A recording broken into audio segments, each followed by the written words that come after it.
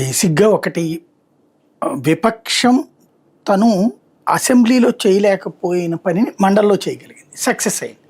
Social మీడియాలో జరిగినటువంటి చర్చ చాలా పెద్ద ఎత్తున జరిగింది.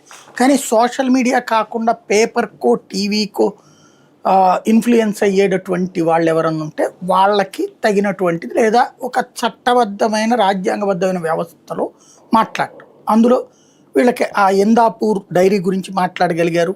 అట్లాగే హెరిటేజ్ అంటే చంద్రబాబు నాయుడు గారు ఇంతకుముందు మొన్న అసెంబ్లీలో చెప్పుకొచ్చింది, మా హెరిటేజ్ అసలు ఎప్పుడు వీటిట్లో పాల్గొదు, ప్రభుత్వ కార్యకలాపాల్లో పాల్గొదు అని చెప్పారు. ఇంతకుముందు మజ్జిగ ప్యాకెట్ హెరిటేజ్ తరపున ఇచ్చినవి, లేకపోతే తిరుమలకి పాలపొడి సప్లై చేసినటువంటి వాటిని ఇవన్నిటి కూడా అందులో ప్రస్తావించడానికి వీళ్ళకి కుదిరింది.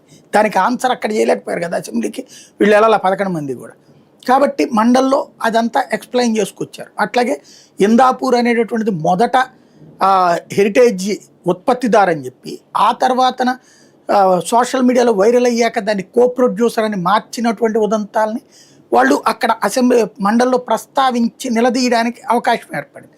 దానికి తోడు ఏదైతే జంతు కొవ్వు అని ఎట్లా అబద్ధాలు చెప్పారని అడగటానికి కుదిరింది. అప్పుడు వీళ్ళు ఆన్సర్ చేసుకొచ్చారు. నెంబర్ 1, అక్కడ జంతు కొవ్వు అని మా చంద్రబాబు గారు ఊరికినే చెప్పలేదు, ఎన్డీడీబీ నివేదిక వస్తే చెప్పారు అన్నట్టు. అక్కడ వైసీపీ ఏం చేయాలా, వ్యూహాత్మకంగా విఫలమైంది.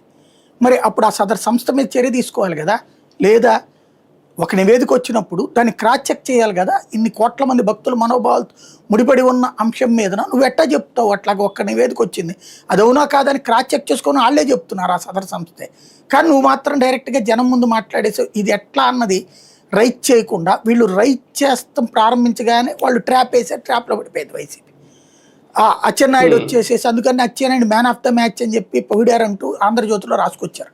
అంటే అర్థం ఏంటి, అక్కడ డైవర్ట్ చేయగలిగాడు అతను. ఏమని, ఆ క్రిస్టియన్ అనే పదం వాడి మీరందరు క్రిస్టియన్స్, మీరందరూ అట్లా.